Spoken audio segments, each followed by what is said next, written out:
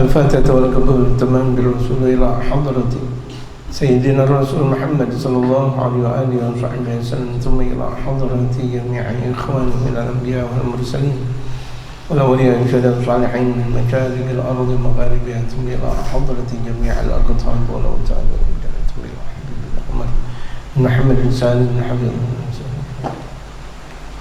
حضرة النبي المصطفى محمد صلى الله عليه وسلم. الفاتحة.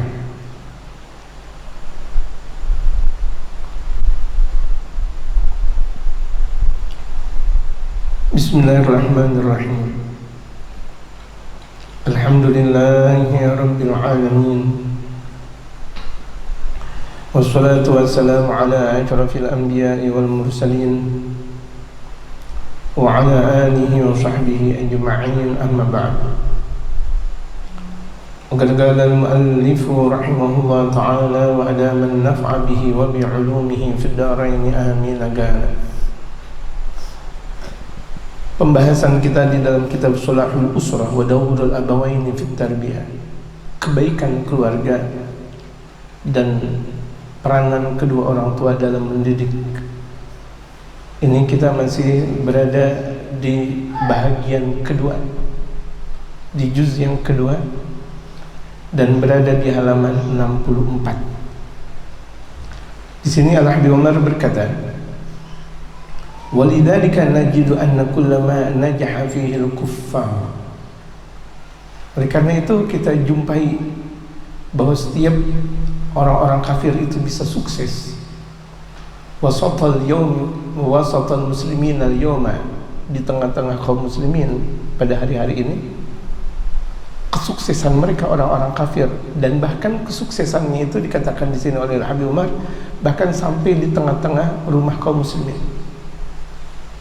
Ma wasalu ilaihi illa bi'anasira minna.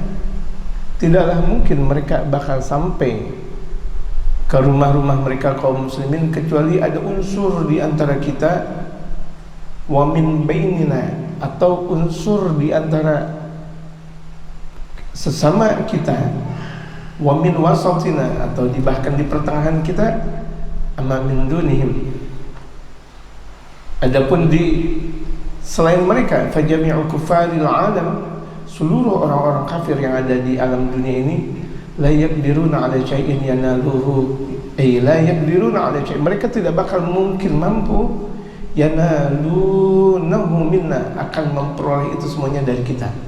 Artinya mereka orang-orang kafir, mau di timur, mau di barat, mau di utara, mau dia selatan, enggak bakal bisa mendompleng ke kita, nggak bakal bisa jaya di hadapan kita, tidak bakal bisa, kecuali memang ada kekurangan di antara kita.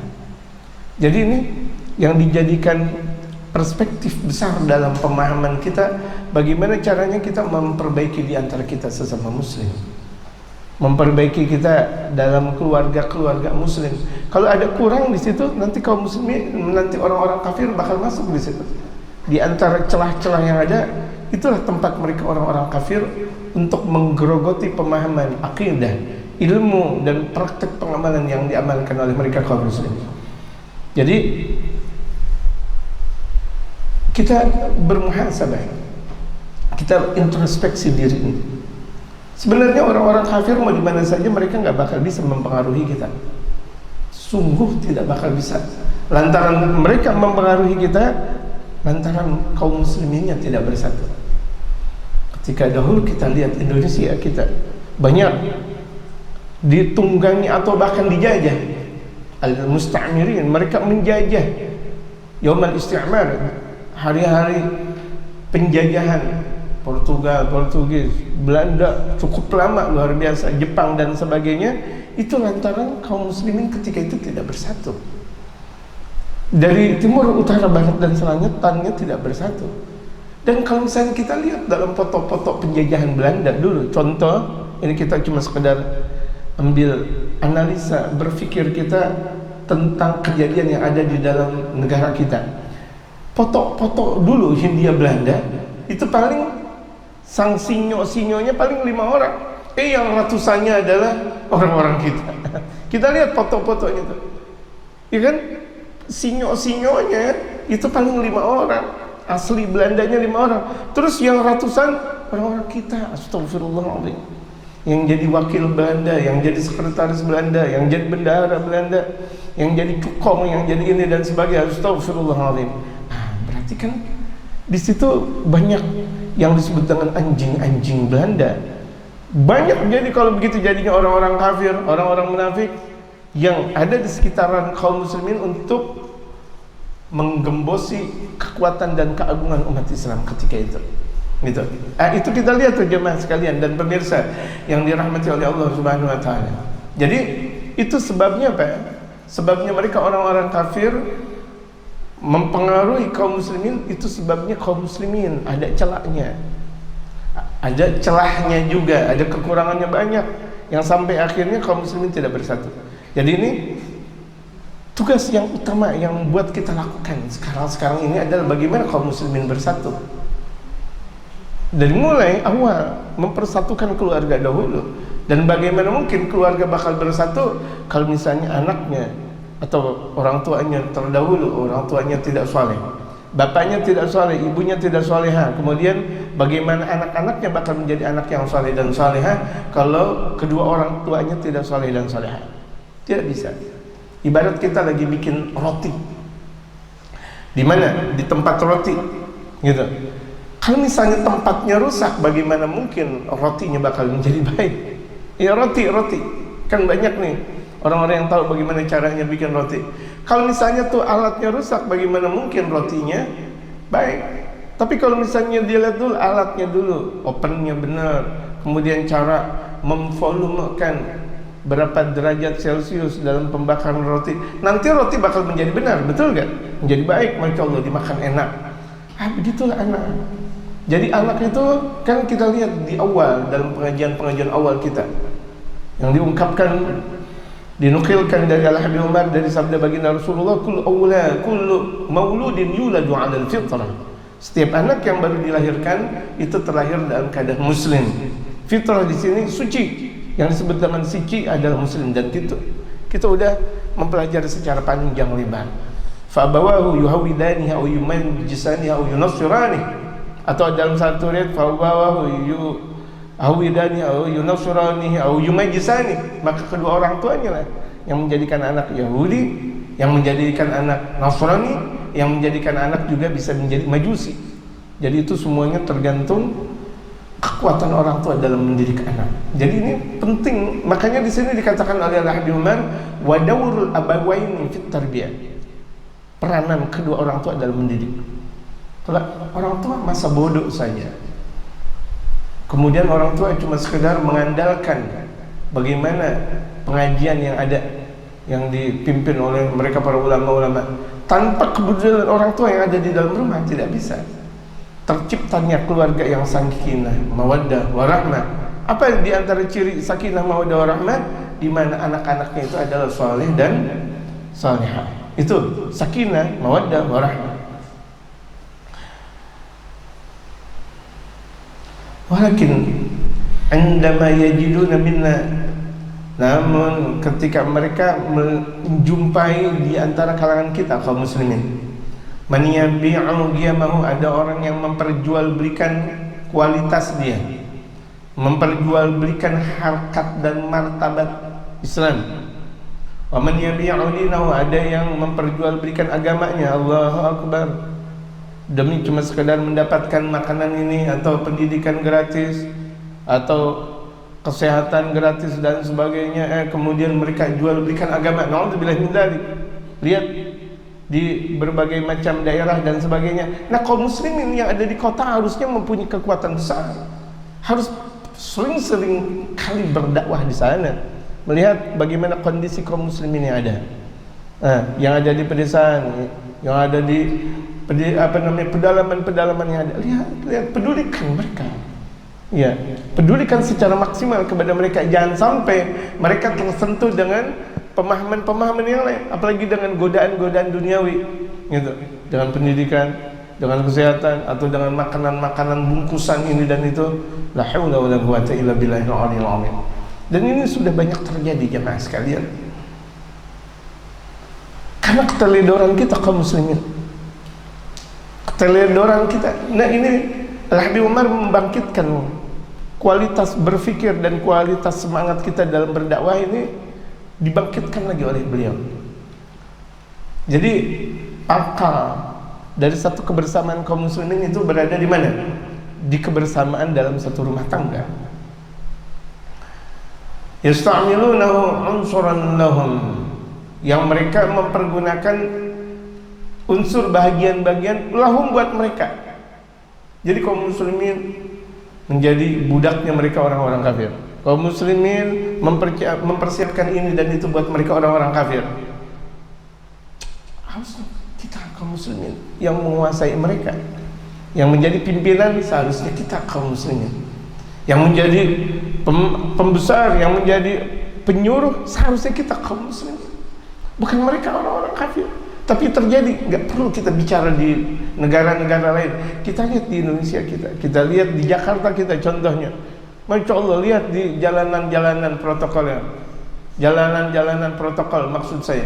Oh, berapa banyak tuh toko-toko atau tempat-tempat dagangan yang dikuasai, yang mereka kuasai.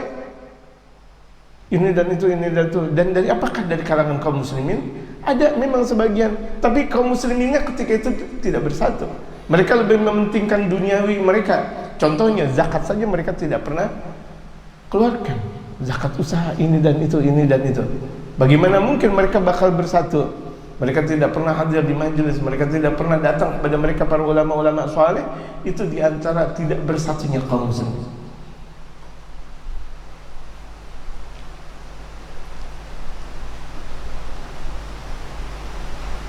Linajri syarrihim wa fasadihim, itu tujuannya untuk memberikan keterkenalan buat buruknya mereka, untuk menebar keburukan dan kerusakan mereka. Kaum muslimin harusnya buat kaum muslimin, kita punya pemahaman, kita punya akidah, kita punya jalan. Jalannya qul hadhihi sabili, katakan ini adalah jalanku yang difirmankan oleh Allah Subhanahu wa taala. Kita punya jalan, yang jalan kita jalan yang langsung dari baginda Nabi Muhammad sallallahu alaihi wasallam. Lewat siapa? Lewat mereka para ulama-ulama, lewat guru-guru kita. Fahadha huwal bala. Ini akhirnya bala.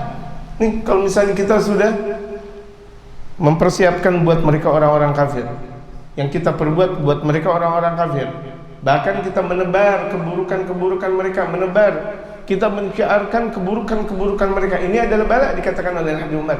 Ini yang disebut dengan hakikatul bala. Sementara orang pada takut dengan corona, sementara orang takut dengan ini dan itu, ini dan itu, penyakit bala dan musibah dan sebagainya. Tapi mereka tidak pernah takut dengan ketidak bersatunya mereka kaum muslimin. Padahal ini lebih bala daripada bala-bala yang kecil yang ada.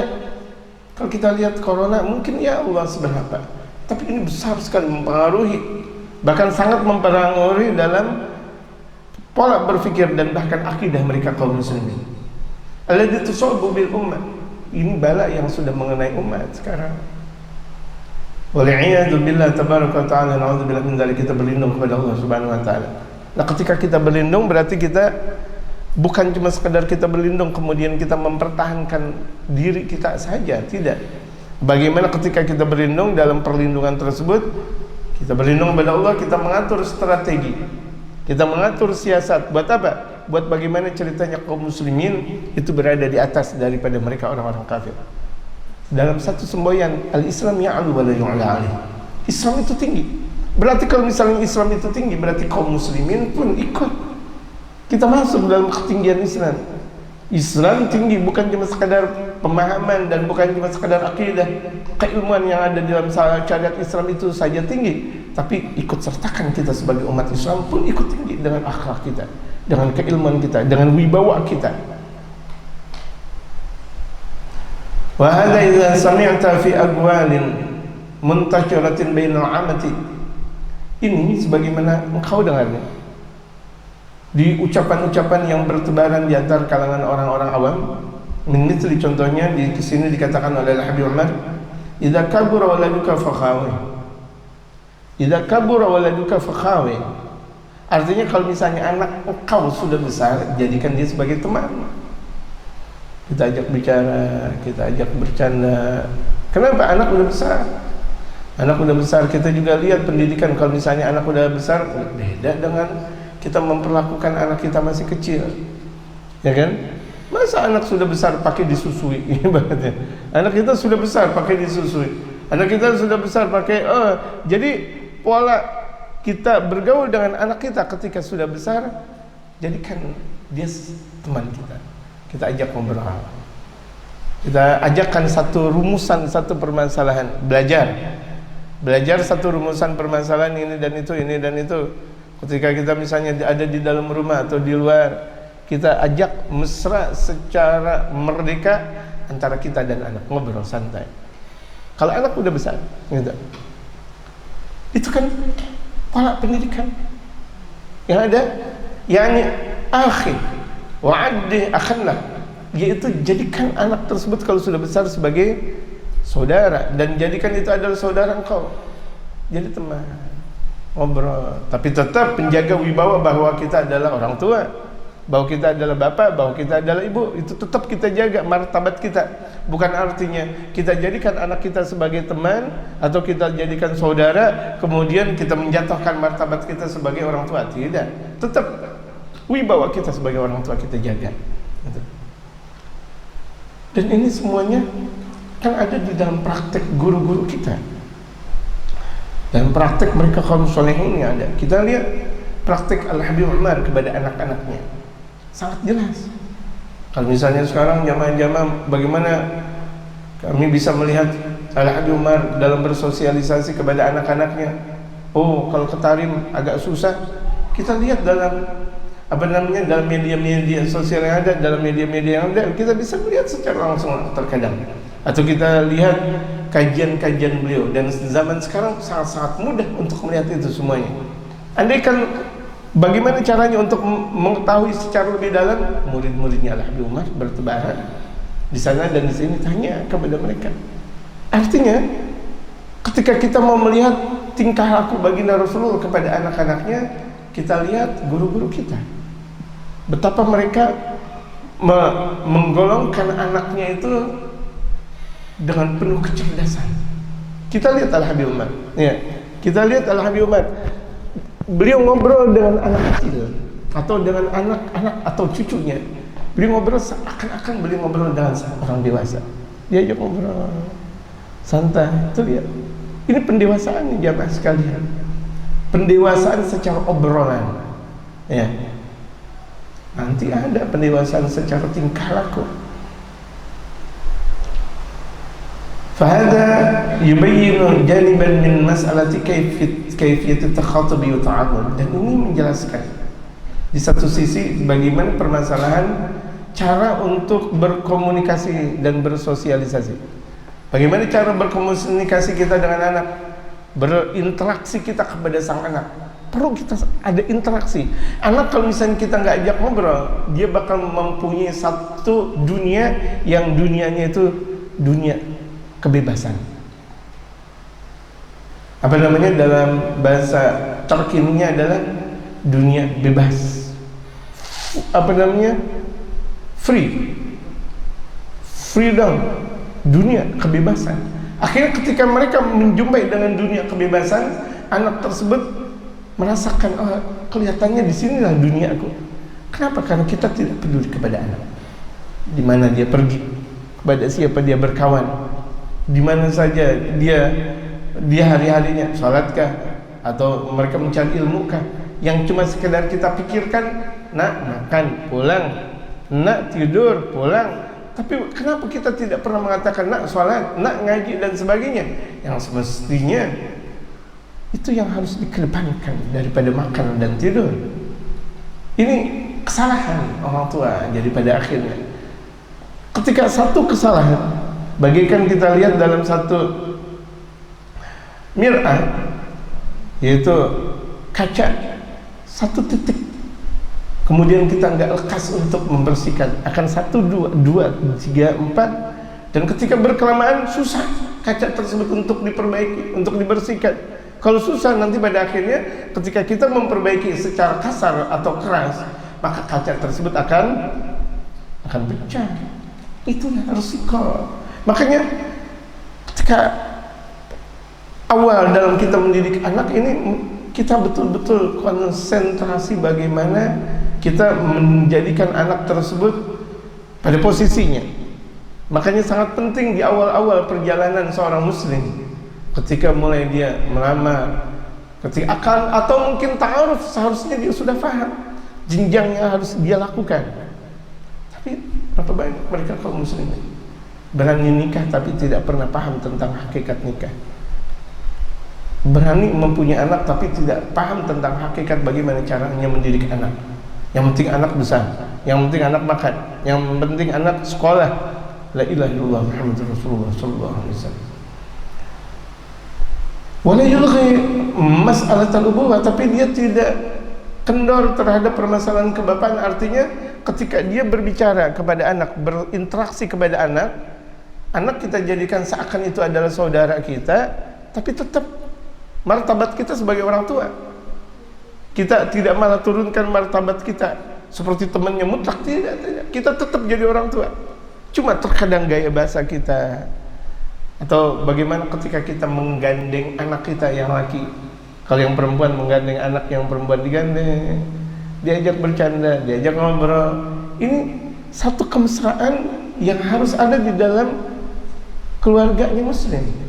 Ini perlu, karena itu merupakan sebuah kenikmatan tersendiri yang nanti pada akhirnya anak ketika dewasa bakal mencontoh apa yang sudah dilakukan oleh orang tuanya.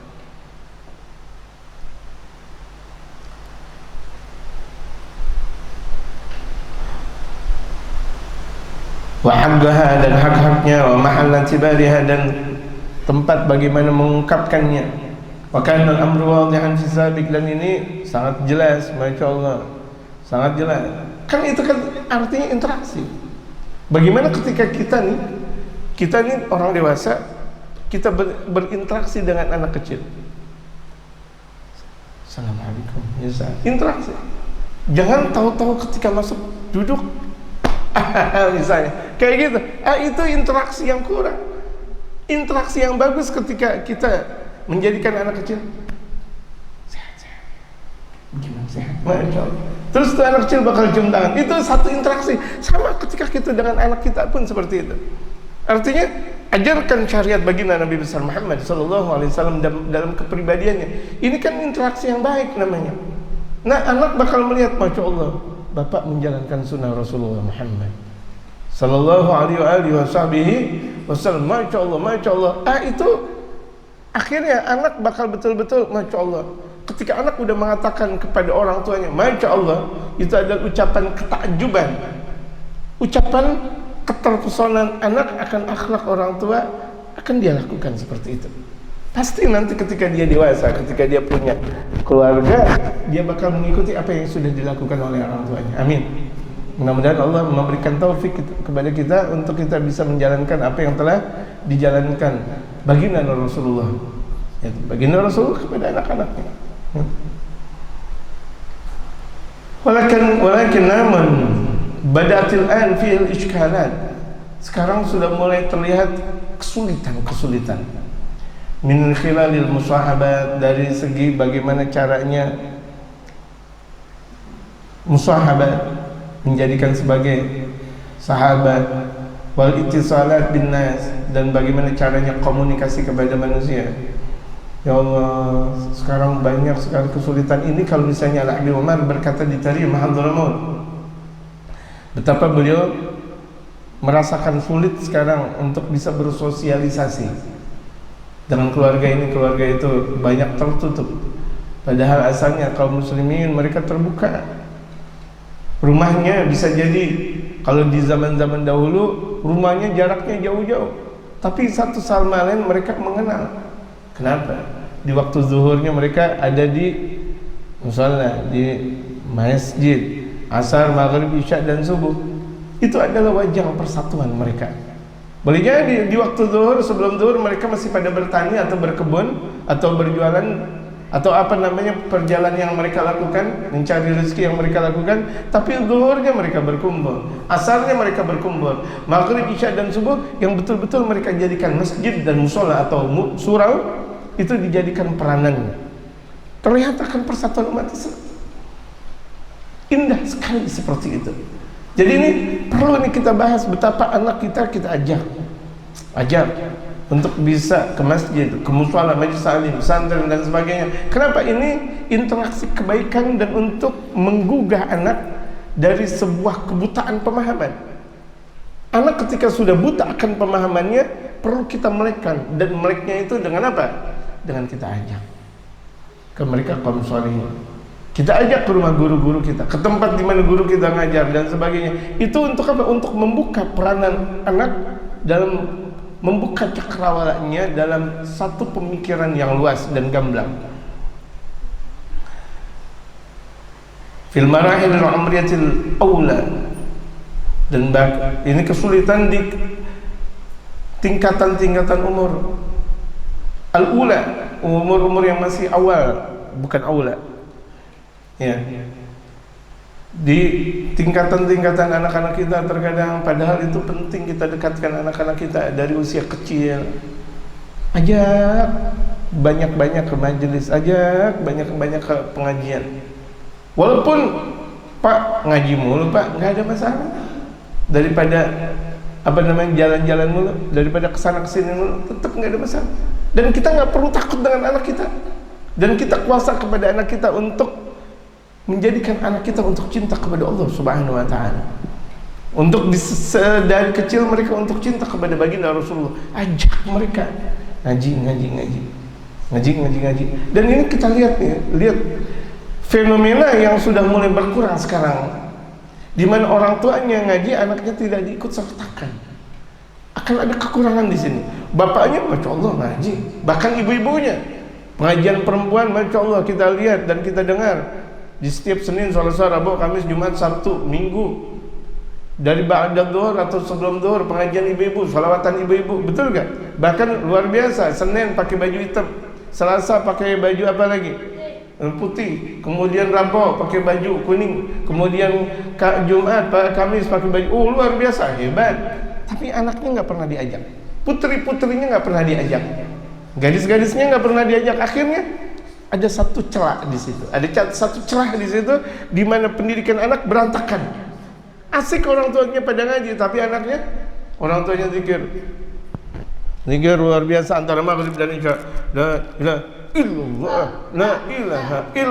anaknya nggak dipedulikan, anaknya ada di satu lorong. Dan ini kan bakal keciuman juga kan? Bakal keciuman nggak? Bakal keciuman. Ibarat orang ketika mengeluarkan gas amoniak, keciuman juga.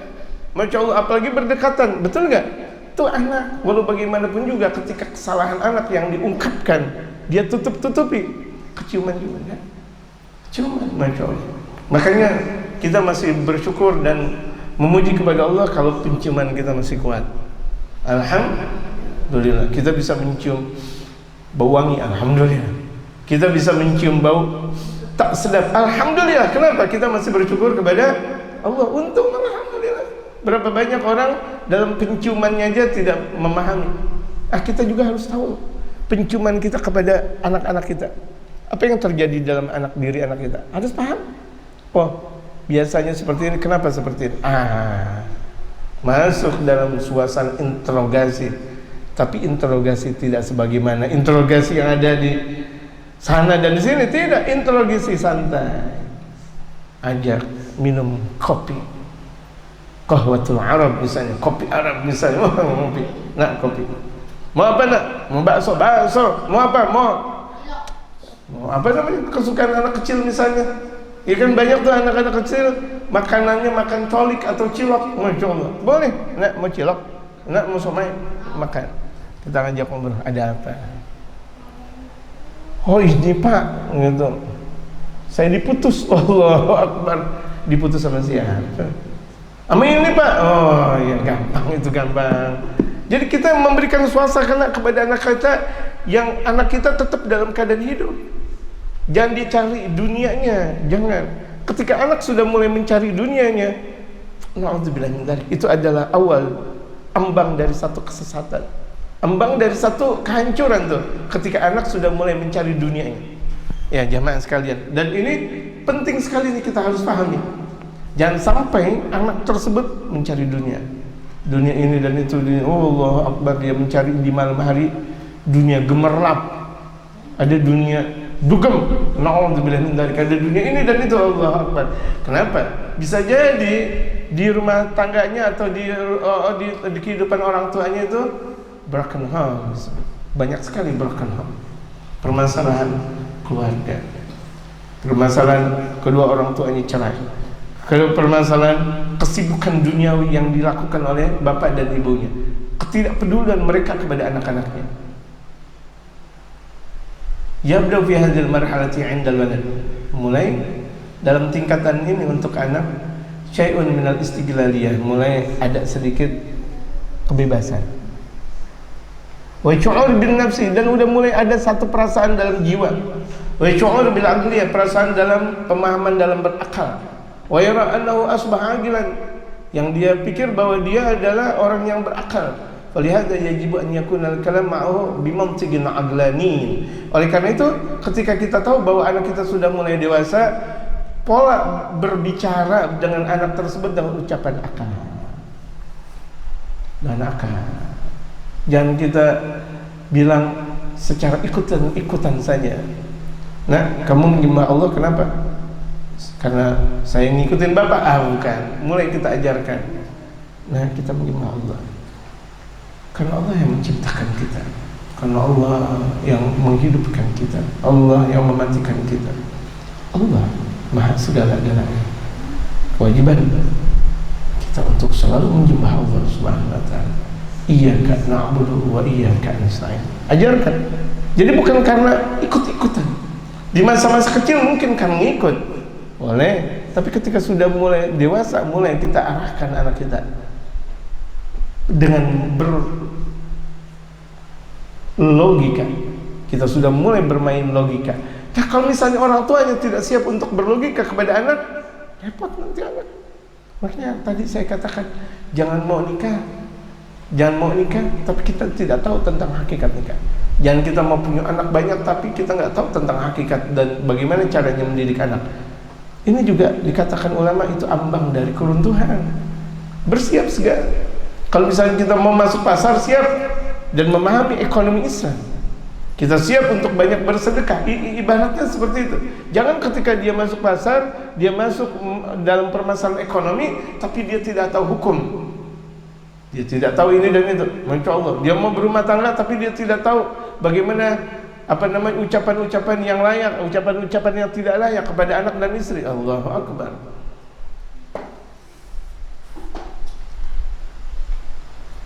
Wa wajdanin ma'an, dan juga ungkapan akal dan ungkapan sesuatu yang terjadi secara bersamaan. Nah, orang nih kalau misalnya melakukan kayak gitu banyak banget orang. Kalau udah mulai pakai ngerokok, nanti pada akhirnya dunia bebas. Jangan kamu ngerokok dah. Tuh lihat tuh, banyak orang gini gitu. Masya Allah, SMP sudah ngerokok, SMA sudah ngerokok, atau perguruan tinggi udah ngerokok. Ya Allah, hati-hati dan kita itu ungkapan yang terjadi dalam dunia masyarakat kita ungkapkan. Banyak sekali terjadi. Oh, musibah-musibah gara-gara rokok contohnya. Musibah-musibah lantaran dunia bebas misalnya. Engkau berkawan, tapi Bapak harus tahu kepada siapa engkau berkawan, di mana engkau. Silakan, kebebasan ada, tetapi tidak menjadi bebas sebebas-bebasnya. Ingat, anak yang sudah usia baligh 15 tahun ke atas contohnya, ada memang satu kebebasan, tapi tidak bebas sebebas-bebasnya. Tidak mentang-mentang anak yang sudah 15 tahun ke atas nginep sana dan sini, boleh udah dewasa. Nginep sana dan sini, oh boleh udah dewasa. Tidak. Bebas tetapi ada kendali yang perlu. Ibarat ketika kita naik mobil, bebas kemana, tapi lihat ada remnya gak. Jangan sampai kita punya mobil, punya motor, rem belum. Atau kita punya motor, remnya adalah kaki. Rem kaki. Astagfirullah. Namanya rem kaki. Bagaimana ceritanya? Kalau misalnya dia dalam turunan yang sangat dahsyat, Allahu Akbar. Dua-duanya. Dia punya motor jatuh, dianya juga jatuh. Itu musibah tuh. Artinya Kalau orang naik motor turunan tanpa rem bisa jatuh, bisa bakal jungkar balik, bagaimana kita dalam berkehidupan? Lebih-lebih lagi. Motor bisa dibeli, tapi kalau kehidupan kita bagaimana? Apakah bisa dibeli? Kerusakan anak-anak kita dalam dunia bebas, apakah bakal bisa dimudahkan atau dibalik semudah kita membalik tangan? Susah jemaah sekalian. Susah. Ketika anak sudah mulai kena itu dan susah, harus betul-betul diperbaiki sebelum anak mengenal dunia. Makanya kita ajarkan syariat. Yang seperti itu karena ada kesalahan yang sangat dahsyat di mana anak tidak disuguhkan pelajaran syariat dengan mendalam. Akhirnya tadi saya katakan anak mencari dunia karena kita tidak benar-benar menyuguhkan anak dengan syariat.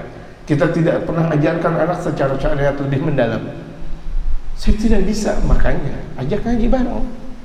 Kalau misalnya banyak orang-orang tua mengambil argumen, oh saya tidak bisa ngajarin anak secara syariat, ajarkan mereka kepada ulama-ulama. Kita hadirkan, kita hadir, anak kita juga hadir. Nah ini sama saja kita mendidik mereka. Bukan ketika kita sudah tidak paham, kemudian anak kita tidak pernah kita ajak ke mereka para ulama, orang-orang saleh, ke majlis-majlisnya mereka kaum salihin. Allahu Akbar, yang akan terjadi adalah sebuah kehancuran. Bukan berantakan, tetapi kehancuran. Anak kalau udah hancur, astagfirullahaladzim, na'udzubillah, na'udzubillah, ya Allah. Mudah-mudahan Allah selamatkan kita jemaah sekalian dari kehancuran. Yakunu ijdaniyan 'atifiyan. Dalam satu pembahasan kepada anak tersebut, sesuatu yang berkenaan tentang sosial masyarakat tapi secara lembut. Atifian, atuf, kita sebagai orang tua atuf itu lembut, tenang, jangan sama anak marah-marah mulu.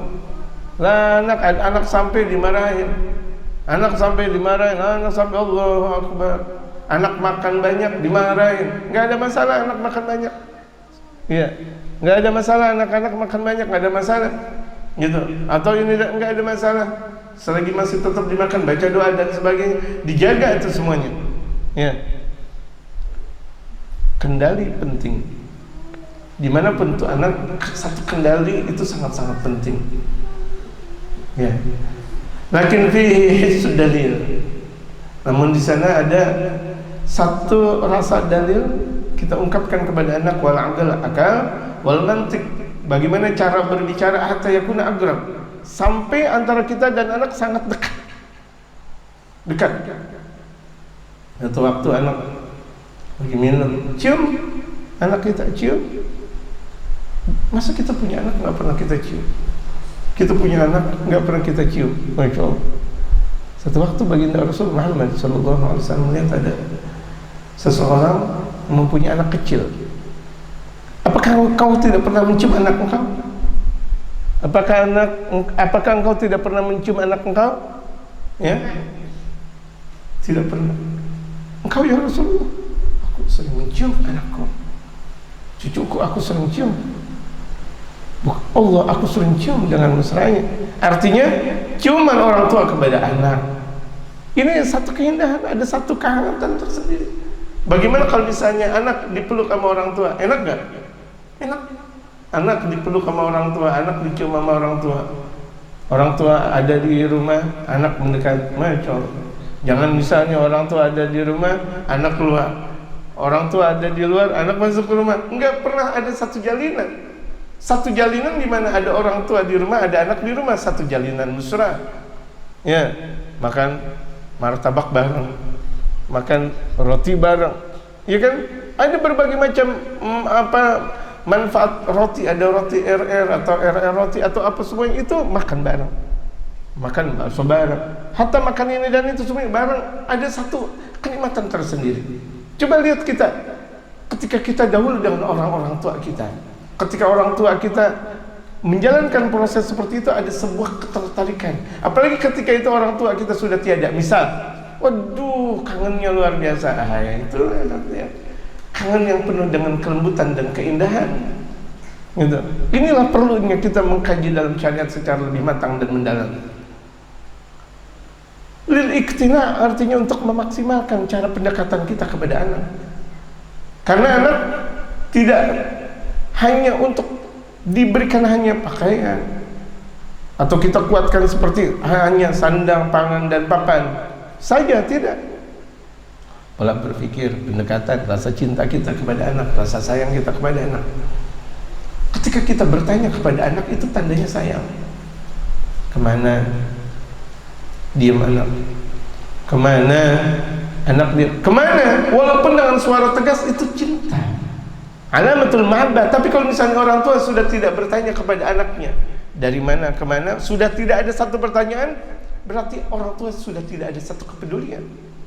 Di mana misalnya guru masih nasihatin murid, bahkan marahin murid, itu masih alamatul mahabbah.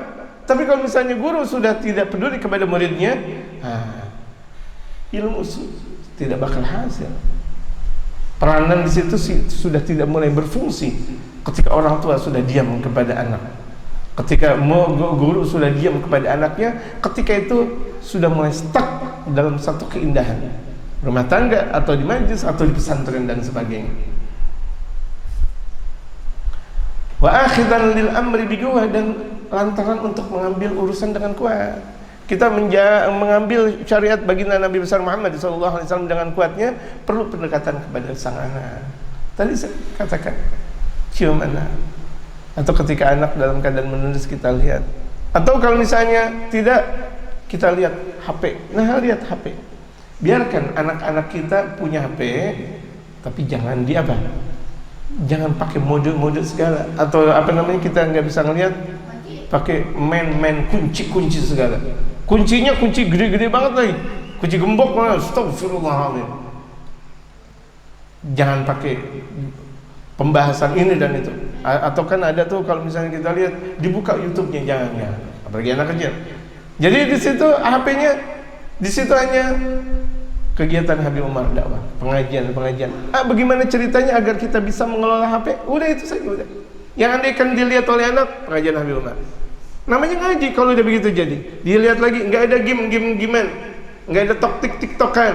Ini masya Allah, tiktok. La ilaha illallah Muhammadur Rasulullah sallallahu alaihi wasallam.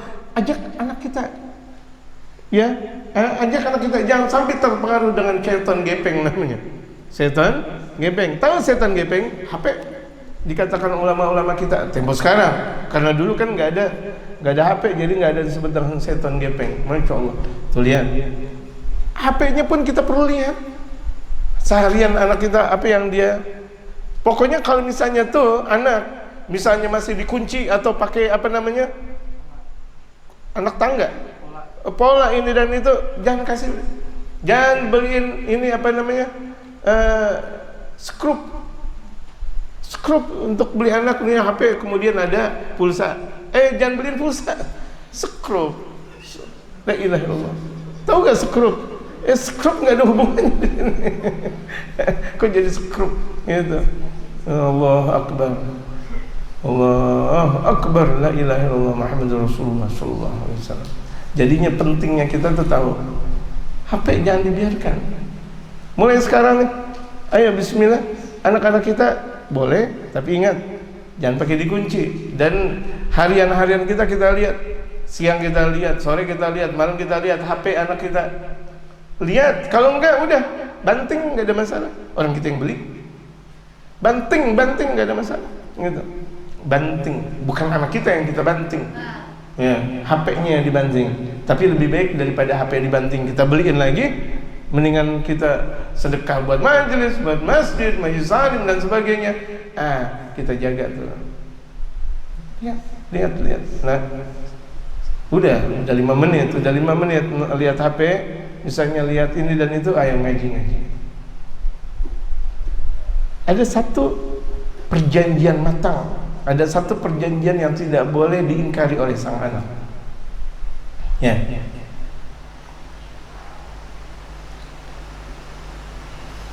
Wa ala kulli hal wal hasil fala yumkinu ighfaluhu wa ihmaluhu, yang tidak mungkin untuk dianggap lalai urusan orang tua kepada anak, nggak boleh lalai. Wa ihmaluhu, tidak mungkin untuk dianggap sepele urusan orang tua kepada sang anak. Sawa'an ra'aita istijabatahu laka, baik anak tersebut mengambil istijabah, artinya baik anak tersebut soleh, taat kepada kita.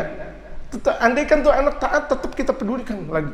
Apalagi anak yang sudah mulai, dalam satu bahasa, membalelo. Anak udah mulai disuruh sholat susah, disuruh ngaji susah, atau mulai disuruh sholat ntar, suruh ngaji ntar mulai lihat. Jadi mulai ketika kita lihat anak kita yang soleh atau yang telah tadi saya ungkapkan, bagaimana nih? Aura'aita bidayata muwajahatil mukhalafah, atau engkau lihat anak sudah mulai ada perubahan, mulai ingkar, berbeda dalam satu urusan syariat. Misalnya tadi saya katakan ngaji susah banget, dibangunin untuk ngaji susah, dibangunin untuk zikir susah, dibangunin untuk sholat susah. Lihat mereka para ulama-ulama soalnya sebelum mereka jadi ulama, di masa kecilnya seringkali di tengah malam dibangunin orang tuanya.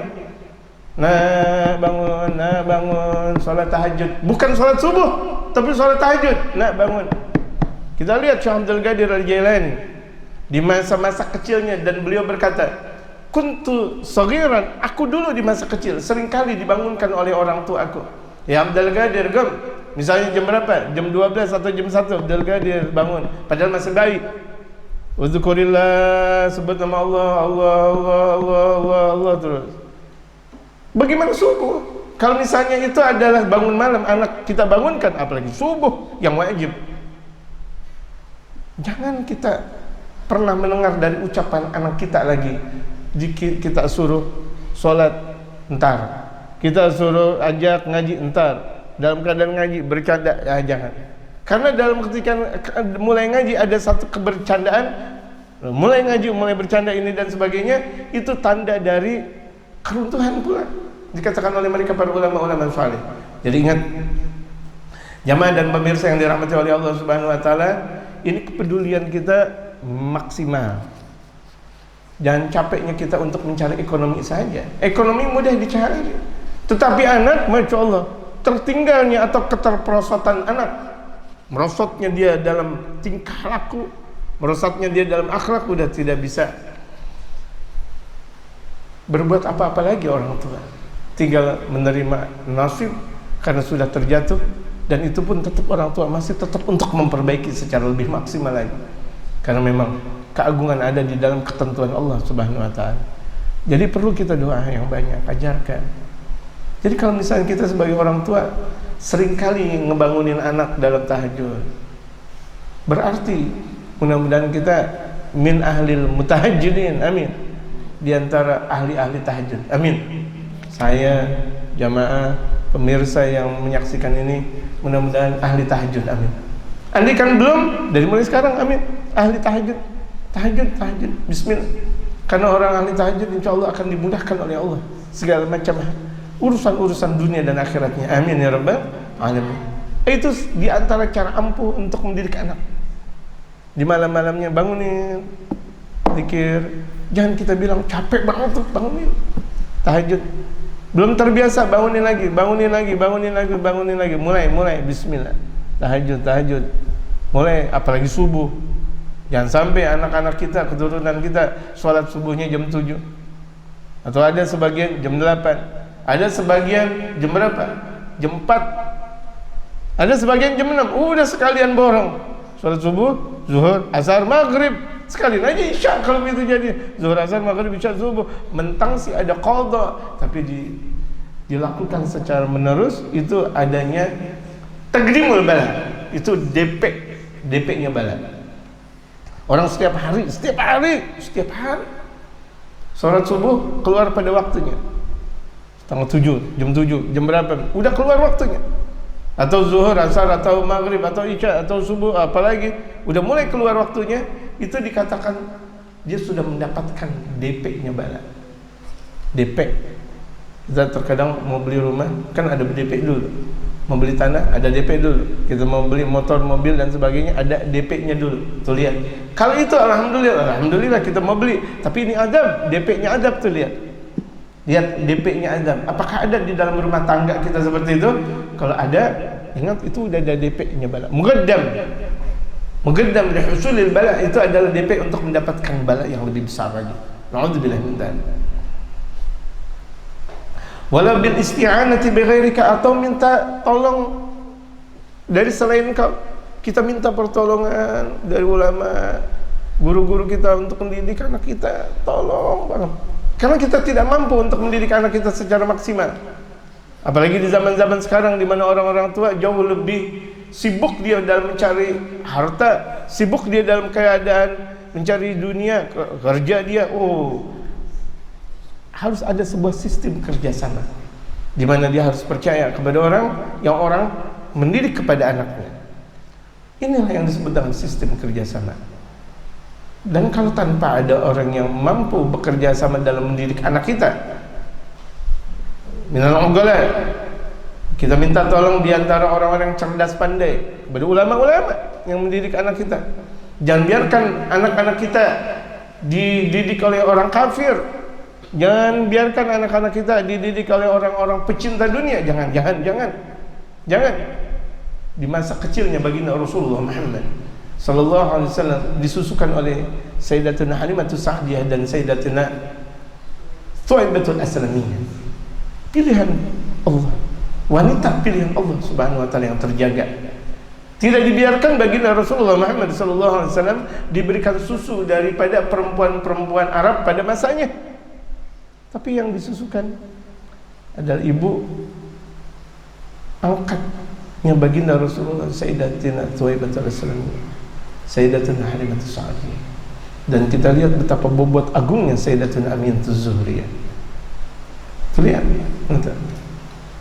jangan biarkan anak-anak kita disusui oleh perempuan-perempuan yang kalau misalnya di luar ngobrol banyak bacot, ibaratnya banyak bacot, ngobrolnya banyak banget. Jangan. Nanti anak kita banyak bacot juga. Masa anak kita dikasih susu sama orang yang begitu? Hatta kita punya anak bayi misalnya, jangan biarkan digendong sama orang-orang kafir, sama orang-orang munafik. Tuh lihat, sampai seperti itu. Kenapa? Ada aura tersendiri dari mereka orang kafir yang bakal membuat aura buruk kepada anak. Sampai seperti itu, jamaah sekalian dan pemirsa yang dirahmati oleh Allah Subhanahu wa taala. Ba'dil aqran, atau teman-teman kita soleh, ya udah anak kita dididik sama mereka, nggak ada masalah. Yang penting teman kita soleh, bukan cuma sekedar teman, bukan teman dalam naik mobil, bukan teman dalam perjalanan ngetrek sini, bukan teman-teman kita dalam makanan saja di bidang kuliner ini dan itu, enggak. Teman yang soleh. Siapa teman yang soleh? Teman yang mendidik, yang mendekatkan kita dalam keadaan suka dan duka, yang mengajarkan kita untuk mengenal Allah, itu namanya teman. Alladzina yuqarribunahu fis-sin min ahlil khair, yang mendekatkan dirinya dalam secara umur tapi min ahlil khair, orang-orang baik. Jelas orang-orang baik. Jangan biarkan orang-orang buruk mendekati anak-anak kita. Ingat, jangan biarkan orang-orang buruk mendekat anak-anak kita. Karena lagi-lagi anak-anak kita masih kecil. Yang sekarang kita bahas dalam pembahasan yang diungkapkan oleh Habib Umar di sini, masih banyak labilnya. Ketika anak masih banyak labil, jangan biarkan bergaul sana sini, apalagi kita tahu dalam pergaulan tersebut tidak bagus. Wa bima dzakarta min al-bagaya at-thayyibatil mawjudati fil mujtama'i, dan sesuatu yang sangat indah yang ada dalam satu komunitas. Bisa aja min jalasatin, tempat-tempat duduk yang orang-orang soleh, di mana di situ ada orang soleh aja anak-anak kita.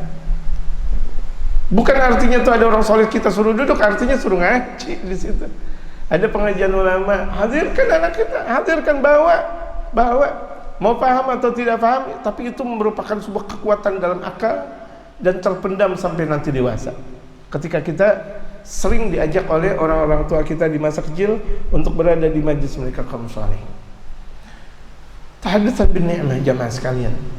Ketika saya kecil, seringkali saya diajak oleh kakek saya untuk di majelis mereka kaum ulama, kaum sholihin, di masjid dan sebagainya, mushola. Dan itu masih terbayang dalam ingatan saya sampai sekarang ini. Di mana saya punya jenggot yang tadinya warnanya cuma satu, hitam, sekarang bertambah hitam dan putih, yang nanti bisa jadi putih semuanya. Amin. Kalau putih semuanya berarti umur saya bakal tambah. Amin, insya Allah. Dan ini masih terasa, masih teringat.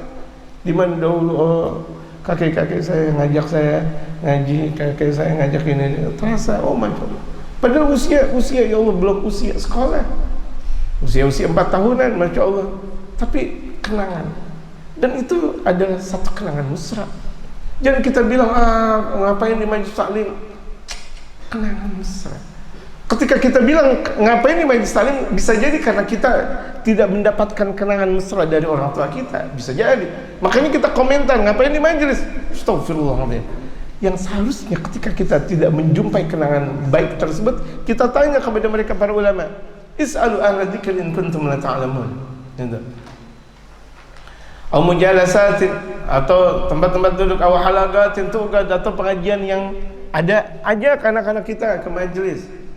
Mereka para ulama-ulama masih banyak, habaib-habaib kita, kiai-kiai kita, ulama-ulama kita yang saleh masih banyak, ajak ngaji, ajak berkumpul. Biarkan anak kita dipandang oleh mereka kaum salihin. Biarkan anak-anak kita cium tangan kepada mereka kaum salihin. Biarkan tuh, mulai ajarkan tuh anak-anak kita berbakti kepada kaum salihin. Misalnya nyiapkan cuci tangannya, nyiapkan sendalnya, nyiapkan makanan atau minuman atau kopi dan sebagainya. Maksudnya kopi dan sebagainya, kopi dan teh dan susu, bukan kopi dan rokok. Bukan kopi dan rokok. Siapkan tuh untuk guru-guru kita, siapkan. Biarkan anak kita mulai ajak mendekat anak kita dengan mereka kaum salihin. An-nadhar, pandangan dari mereka kaum salihin itu memperkuat akidah. Pandangan dari mereka orang-orang saleh, mereka para ulama, mereka para aulia Allah, ketika memandang anak kita itu merupakan satu kekuatan besar yang ibarat tuh balon ketika itu sudah mulai ditiup. Kalau belum ditiup itu belum namanya balon. Ya, kalau belum ditiup namanya balon. Kalau misalnya udah ditiup baru kita bilang balon. Lihat. Kita juga lihat bukhur. Bukhur itu kita lihat ketika sudah wangi, kalau sudah dibakar. Kalau belum dibakar, kayu gaharu namanya. Tapi ketika sudah terbakar saja, wangi. Itulah ketika sudah mulai dipandang oleh guru-guru kita, orang-orang saleh kepada anak-anak kita, mulai ada satu kekuatan besar. Jadi biarkan anak-anak kita banyak menyimak dan memandang mereka guru-guru kita kaum salihin. Amin. Mamtilayadanihim, dengan memasuki dalam pola pemikiran mereka bima'ani siratin nabawiyah, dengan hakikat dari pemahaman sejarah Nabi Muhammad, wasiyarus sahabat, sejarah mereka para sahabat, wasiyarus salihin, sejarah mereka kaum salihin. Hada amrun yakadu yakunu asasiyan fi salahim. Yang ini adalah urusan yang jadi dasar dalam kebaikan mereka. Yang bisa jadi ini adalah dasar kebaikan mereka. Kita sentuh anak-anak kita tentang sejarah Rasul, sahabat, keluarga, para ulama. Kasih tahu, nah dulu guru ayah nih kayak gini. Nah dulu sahabat kayak gini. Nah guru dulu keluarganya Nabi Muhammad. Nah dulu Nabi Muhammad, ajarkan seperti itu. Ini bagaimana mungkin kita bisa mengajar kalau kita sendiri tidak pernah paham tentang sejarah mereka? Ini kemerosotan. Harusnya kita sebagai orang tua yang betul-betul menyimak, yang memberikan sejarah penting kepada anak-anak kita. Harusnya kita orang tua, dan itu merupakan sebuah kewajiban yang nyata, yang tidak boleh tidak. Ini terkadang masya Allah, anak kita sudah besar tapi tidak tahu tentang sejarah Rasul, sejarah keluarga Rasul, sahabat Rasul. Kemudian para aulia, ulama, guru-guru kita tidak tahu. Ya Allah, astagfirullahaladzim. Yang mereka tahu sejarah siapa? Sejarah ini dan itu. Nabi Muhammad tidak tahu. Andaikan kita tidak tahu tentang sejarah dunia, tapi yang kita tahu adalah sejarah Nabi Muhammad, itu jauh lebih istimewa daripada kita mengetahui sejarah dunia secara maksimal, tapi kita tidak tahu, tidak betul-betul mengetahui atau tidak mengetahui tentang sejarah Nabi Muhammad sallallahu alaihi wasallam.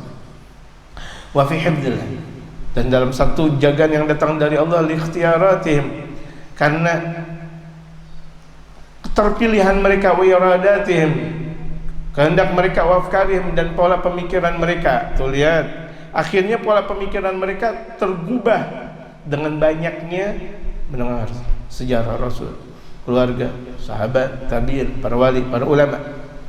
Fayambaghi an tatashabba'a dahanum, yang seyogianya pola berpikir mereka harusnya kenyang, wa uqulum, dan akal mereka kenyang dengan apa? Kenyang bisirati Rasulillah, tentang sejarah Rasulullah.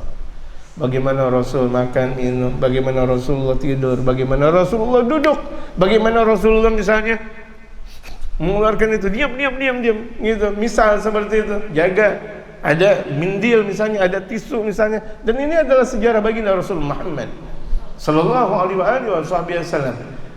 Terus jadi anak kita duduk, yang duduk bagaimana caranya ngikutin duduknya Rasulullah, berdiam, tidur, semuanya yang mereka ikuti Rasulullah. Wasiyar sahabat, sejarah sahabat, wasiyar salihin ummati wa akhyariha, dan bahkan sejarah ulama dan orang-orang pilihan dari umat baginda Rasulullah. Ini yang kurang. Jadi kekurangan tersebut membuat terperosoknya kekuatan umat Islam, karena tidak ada sejarah yang masuk di dalam kepribadian mereka. Masyarakat semuanya tidak paham tentang sejarah Rasulullah sallallahu alaihi wasallam. Artinya perlunya kita membumikan sejarah Rasulullah di kalangan mereka, membumikan sejarah Rasulullah sallallahu alaihi wasallam. Wa sallallahu ala sayyidina Muhammad wa ala alihi wasallam. Subhana rabbika rabbil izzati amma yasifun, wa salamun alal mursalin, walhamdulillahi rabbil alamin. Wassalamu alaikum warahmatullahi wabarakatuh.